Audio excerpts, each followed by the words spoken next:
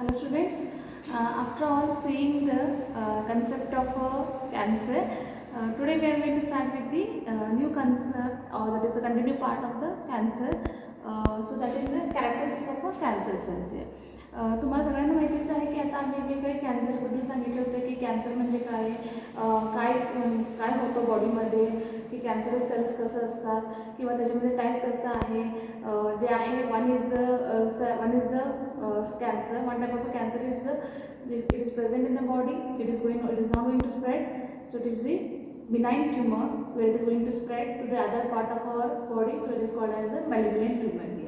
ठीक आहे. तरी पण जे सेल आहे कॅन्सरस सेल्स, त्या कॅन्सरस सेल्स काही तुम्हाला सेलबद्दल डाऊट आहे किंवा ते डाऊट असेल तर तुम्ही काय करा, त्याचं कन्सेप्ट जे आहे आज ते क्लिअर करून घेऊया. ठीक आहे. आम्ही बेसिकली फोकस काय करायला लागलो, सेलवरती फोकस करायला लागलो. तो सेल म्हणजे काय, कॅन्सरस सेल आहे. म्हणून जे हेडिंग मी इथे काय दिले, कॅरेक्टरिस्टिक ऑफ कॅन्सरस सेल्स आहे. ठीक आहे. आता त्याचे वन बाय वन पॉईंट्स मी रिप्रेझेंट केले. So let us have overview of cancerous cell. Okay. So here no extra cellular growth factor म्हणजे काय झालं, तुम्हाला माहितीच आहे ग्रोथ फॅक्टर, जे एक सेल आहे त्या सेलचं ग्रोथ होण्यासाठी बॉडीमध्ये ग्रोथ फॅक्टर जे आहे रिलीज होतात. की असं करून आम्ही जे काही हार्मोनल सिक्रेशनमध्ये हार्मोनल पार्ट बघत असताना हार्मोन लाईक ग्रोथ हार्मोन असं बघितलं होतं. म्हणजे बॉडीमध्ये त्या कंडिशनला त्या स्टेजला ग्रोथ हार्मोन इम्पॉर्टंट आहे म्हणून तो ग्रोथ तिथं होणार. पण इथं त्या कॅन्सरस सेल्सला एक्स्ट्रा सेल्युलर फ्लुइडमध्ये एक्स्ट्रा सेल्युलर कंडिशन्समध्ये की काय होणार की तो ग्रोथ फॅक्टर नसणार आहे. ठीक आहे. So they do not require a extra cellular growth factor to grow and to divide.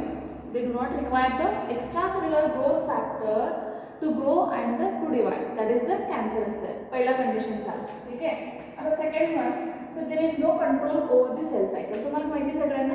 So what is the cell cycle. Cell सायकलमध्ये आम्ही सगळे जे काही फेजेस होतं G1, S आणि G2 फेज. त्याच्यानंतर जे आहे there is a dividing phase किंवा मायटोसिस असू दे किंवा मिओसिस असू दे, हे बघितलं होतं तुम्हाला सगळ्यांना माहिती आहे.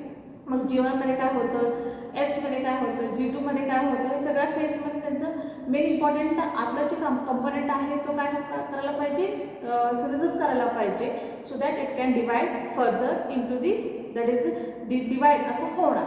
पण इथं डिवाइड होणार, कंट्रोल जे आहे कसं असणार, सेल सायकलवरती नसणार आहे. सेल सायकल म्हणजे आता फॉर एक्झाम्पल इथे ह्या पार्टमध्ये रप्चर झालं स्किनचं रप्चर झाल्यानंतर काय होणार की इथलं जे आहे तो स्टार्ट झालं ना, पहिला न्यूक्लियस किंवा DNA सिंथेसिस, रायबोझोमल सिंथेसिस किंवा मायटोकॉन्ड्रियल जे फॉर्मेशन वगैरे हे सगळं रायबोझोमल्स वगैरे हे आम्ही बघितलं होतं. हे झाल्यानंतर काय झालं, सेलचं फॉर्मेशन झालं. मग ते सेलचं डिवाइड होणार, वन सेलचं 2 होणार, परत त्यांचं काय होणार, परत ते सेल सायकलचं फॉर्मेशन होणार, परत ते डिवाइड होणार. हे कंटिन्युअस आहे. पहिल्यांदा त्याच्यामध्ये G1, S आणि G2चं फॉर्मेशन व्हायला पाहिजे, पुन्हा तो डिवाइड व्हायला पाहिजे. हे स्टेप्स आहेत. पण इथं त्याच्यावरती कंट्रोलच नाही आहे. कशावर कंट्रोल नाही आहे, सेल सायकलवरती कंट्रोल नाही आहे. Cancerous cells do not have a control over the cell cycle. So because of which they will continuously divide and divide to form a mass of undifferentiated tumors. Definitely की म्हणजे इथे एवढं पार्टमध्ये cancerous cells आहे, sorry normal cells आहे, एवढं सेलचं formation व्हायला पाहिजे. मग त्यावेळेस काय झालं, सेल सायकलचं असं काही फॅक्टर्स आहे तो स्टॉप करणार. पण इथे काय झालं, स्टॉपच होणार नाही आहे. ठीक आहे. So that means they will form a undifferentiated mass of cells called as a tumours. Clear. Third concept. आता फोर्थ जे आहे ते spread to the new site forming a secondary growth here. So whatever म्हणजे mass जे formation झालं त्याच्यामध्ये एक जे काही बॉल एक स्ट्रक्चर तयार झालं. So that will spread to the other part of a body forming a secondary tumour. जे स्प्रेड होत नाही आहे तो काय झालं, बिनाईन ट्यूमर. म्हणजे त्या बिनाईन ट्यूमरमध्ये काय झालं, तो प्रायमरी ट्यूमर होतं.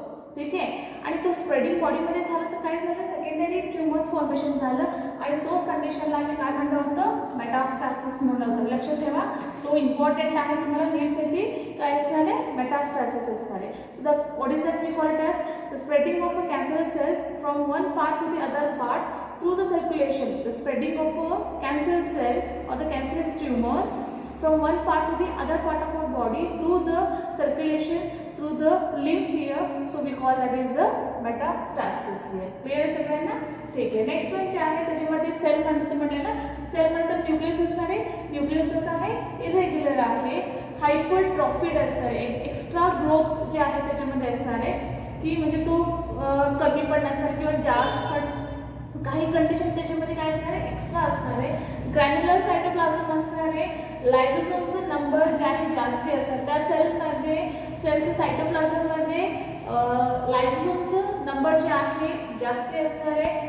त्याच्यानंतर जे आहे मेलॅनिन पिगमेंट आहे, म्युकस लिक्विड आहे, फॅट ड्रॉपलेट्स आहे, तो सगळं काय असणार आहे? They are more in number. लक्षात ठेवा. So repeating once again, melanin, mucus, fat droplets they are more in number along with the mitochondrial cristae they are few. ठीक आहे. माइटोकॉन्ड्रियल क्रिस्टे जे आहे का म्हणत तर एनर्जी प्रोडक्शन जे आहे माइटोकॉन्ड्रियल इम्पॉर्टंट आहे. एनर्जी सिंथेसिस जे आहे तिथेच होणार, एटीपी सिंथेसिस जे आहे तिथेच होणार. तर त्यामध्ये मॅट्रिक्समध्ये जे आहे क्रेब्स सायकल आहे, क्रिस्टेमध्ये एटीपी सिंथेसिस असणार आहे. ठीक आहे. पण एटीपी सिंथेसिससाठी त्याच्यामध्ये जे आहे कॅन्सर सेलमध्ये कमी असतात, तो म्हणून मी तुम्हाला माइटोकॉन्ड्रियल क्रिस्टे कमी असतात. एकाच सेलचं कन्सेप्ट बघायला लागलो, तो सेल म्हणजे कॅन्सरस सेल आहे. ठीक आहे. तर इथे अजून एक कन्सेप्ट म्हणतो काय असणार आहे? No, they don't undergo the differentiation, there is undifferentiation. लक्षात ठेवा तुम्ही. सेल आता झालं, फॉर एक्झाम्पल इथं सेल ॲपिथेलियल सेल झालं किंवा बॉडीमध्ये कनेक्टिव्ह टिश्यू पाहिजे होतं, तो काय झालं? डिफरन्शिएट होऊन कनेक्टिव्ह टिश्यू झालं किंवा त्याच्यामध्ये कनेक्टिव्ह सेल जे होतं ना की तो ब्लड असू दे किंवा कनेक्टिव्ह टिश्यूमध्ये बोन जे होतं किंवा कार्टिलेज जे होतं, हायलाइट जे वगैरे बघितलं होतं तो व्हायला पाहिजे होता किंवा तो मसल व्हायला पाहिजे होता, मस्क्युलर सेल्स, मसल सेल पाहिजे होतं.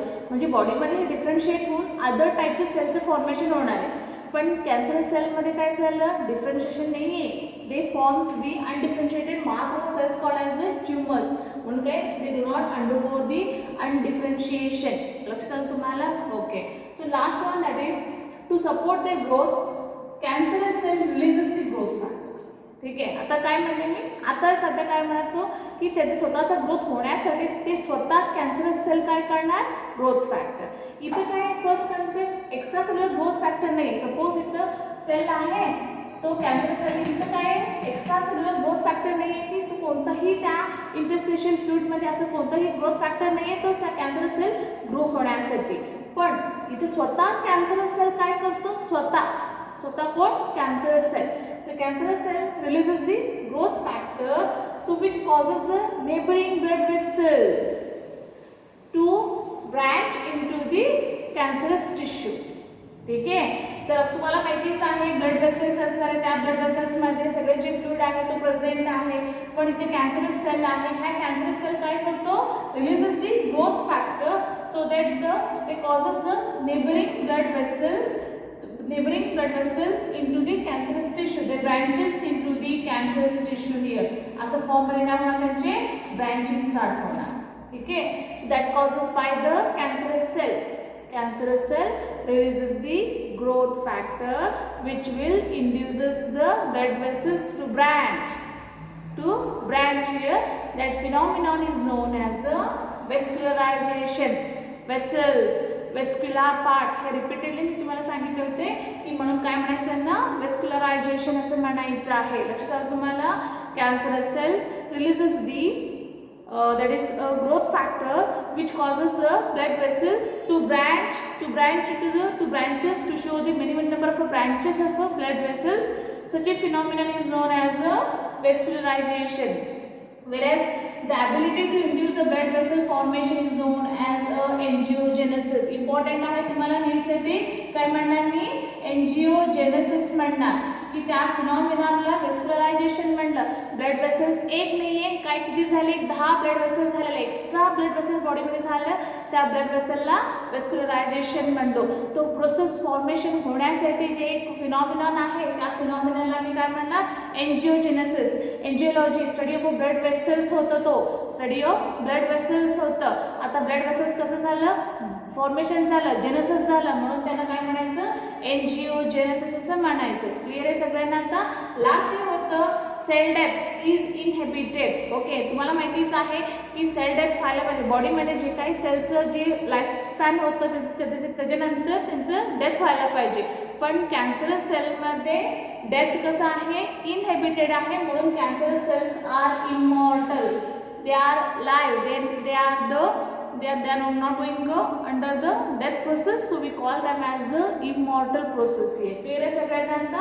हे काय होतं, एक what actually the cancerous cell is, म्हणजे कॅन्सरस सेल कसं असतं की नेमकं बॉडीमध्ये आम्ही अजून कॉजेस बघितले नाही आहे, इंट्रोडक्टरी पार्टमध्येच आहोत, बरोबर आहे. मग कॅन्सरस सेल म्हणजे थोडक्यात मी सांगितले होते. त्याच्यानंतर जे आहेत टाईप्स घेतले होते, इम्पॉर्टंट आहे तुम्हाला, बिनाईन tumours and the malignant tumour. त्याच्यानंतर जे आहे कॅरेक्टरिस्टिक्स, त्या कॅन्सरस सेलचे कॅरेक्टरिस्टिक्स बघायला लागलो. काही चेंजेस आहे बॉडीमध्ये, एक सेलचं 10 सेल झालं, मास झालं, म्हणून त्याला ट्युमर म्हणून नाव दिलं किंवा निओप्लाझम म्हणून नाव दिलं होतं. मग त्याच्यानंतर जे आहे कॅरेक्टरिस्टिक्स काय काय आहे ते तुम्हाला सांगितलं मी, की ते होतं no control of the cell cycle, metastasis process झालं, की काही जे काही स्ट्रक्चर्स इथं आहे लायझोमचं जास्ती आहे, मायटोकॉन्ड्रियल क्रिस्टल कमी आहेत, त्यांच्यामध्ये रेस्पिरेशन फिनॉमिनन फॉर्मेशन आहे, त्या प्रोसेसला, त्या फॉर्मेशनला आम्ही एन्जिओजेनेसिस म्हणतोय. आणि कॅन्सरस सेल्स कसं आहे, इमॉर्टल आहे. क्लिअर आहे. This was the today's concept. In the next coming video lecture we are going to start with the another video lecture. Thank you.